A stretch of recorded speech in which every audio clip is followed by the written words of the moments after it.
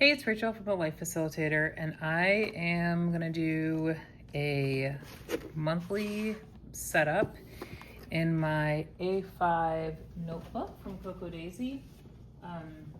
Here's a look at how I've been setting it up. So, January, the idea is that I'm using the Coco Daisy collection for the month. So, January, February, March. I suddenly realized right around April that I clearly wasn't like adding anything to it. And so I decided to just do a month on one page and then a like pattern paper, creative kit paper background on the other side. So I did that for May.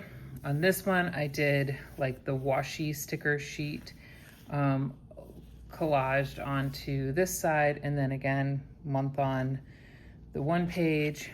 And then in June, I did again creative kit paper with like a little decorative cluster.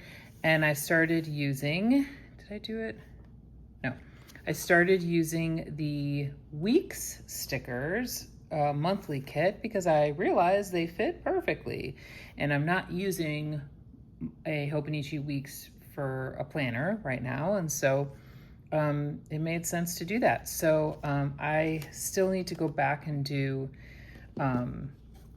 July, but I thought I would go ahead and do August because I have the August kit in front of me. This is the Coco Daisy Along the Path collection. And for this, I'm gonna use the paper pad, and then I'm going to use the calendar weeks sticker kit. Here it is. And then I think I'll use the pen from the planner kit to do the lines, and then I might incorporate some other things in here as well. But I'm gonna put the box aside, and oh, I know what I wanted to do. Before I do all of that, I wanted to see what the paper is in the Simple Daisy Notebook front page. Ah, I knew it. I knew it'd be this one. Perfect. That's so good because this is the paper. Basically, I want to recreate this here. And so I will be able to do that because I'll be able to use this paper. Yee! I'm so excited. Okay, let's get going. And it's round two of doing this voiceover. I do believe my technology is coming for me today. No, that's not real. It's just how I feel. Okay, so we're going to start with the left-hand page, and I am just adhering the Creative Kit paper onto the page. Easy peasy. This is what I love about the Creative Kit paper pad is that this paper is so thin that when you add it to a notebook, it feels like it was part of the notebook. So what that means is that any blank notebook of any size that's under 6 by 8.5 can feel like a simple Dory. Love that for me. Love that for all of us because thanks to this paper pad. Love it. I cannot say enough amazing stuff about this paper pad. Okay, now we are going to build the monthly section of the right-hand page, and this is all using the Coco Daisy Calendar Weeks sticker kit. This is formatted very specifically for a Hobonichi Weeks. However, do not let that deter you from using this sticker kit in other planners because it is such a delight to use. Do you see how these stickers are all like the days of the week were basically two long stickers?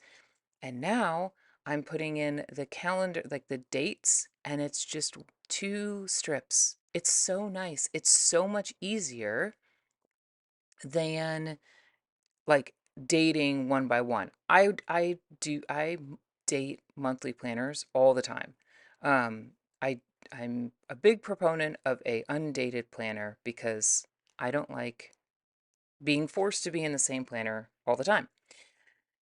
However, the most annoying part of an undated monthly planner is having to date said undated planner.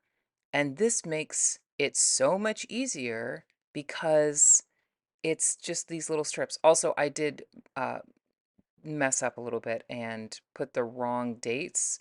I forgot the first couple days of the dates, but it was a very easy fix. And as you can see, pulled it right up because this Cocoa Daisy notebook is has the most beautiful paper, and stickers stick very well, but they also come up when you want them to. Love that.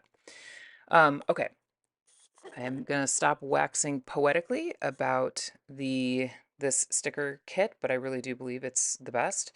Um, and I, oh right, okay, so I measured out I think it's about 5 squares between the weeks, and then I tried to line up the sticker at the bottom of a square. It really doesn't, it's like not, it's not an exact science, but that's what I tried to do.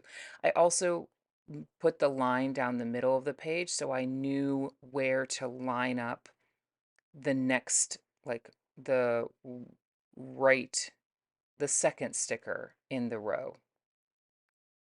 I'm going to hope that that makes sense. And then you have the last line, and then this sticker kit also has like washi for all of the days in the month that don't have dates so that you don't just like have a lost line of dates. It's brilliant. It's such a thoughtful sticker kit. Um and then I will go ahead. I mistakenly started putting these on the bottom. They are actually meant to go in that top, like with that first week of the month. And so I will just peel it up and add it to the top. And then I will include the ones that are meant for the bottom of the page where they are meant to go.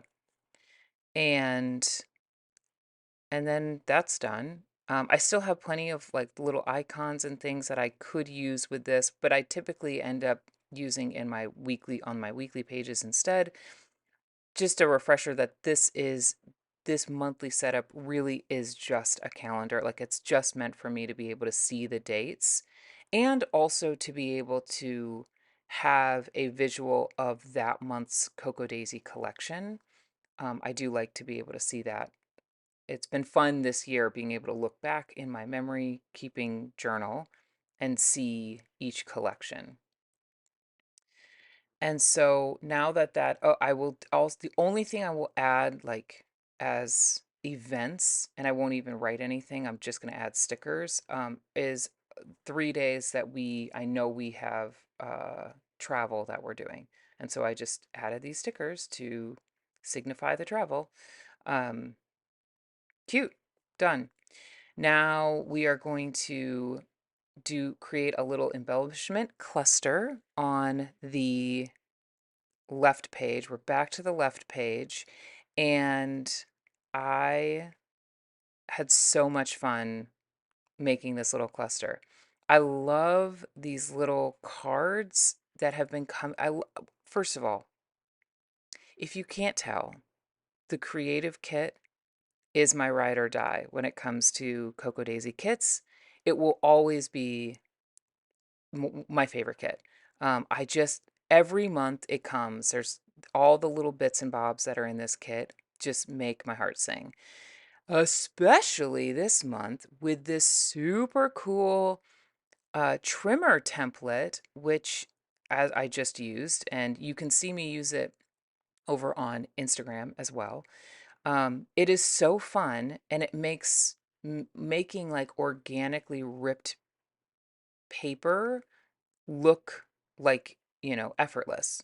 And it is actually effortless because of this trimmer template. Okay, knew I wanted to use the offline as a place as the sort of like focal point of this cluster. And then I'm going to layer some of these papers behind, and then some of the other embellishments from this collection, like these tickets, a couple of the stamps, the tag. You saw me trim the tag, and I just this is like so fun to do. Um, and then as I'm thinking about like basically I want this to stick out a little bit from the background. The background is, a little busy. And so having that like denim ripped paper and that green ticket sort of helps for this to pop off the page a little bit. I'm going to add these little stamps, which I mean, those are so cute. Um, and then I'll pull out the die cuts to add those around the page. So I'm just playing at this point. This is such a good example of like just testing things out and just playing.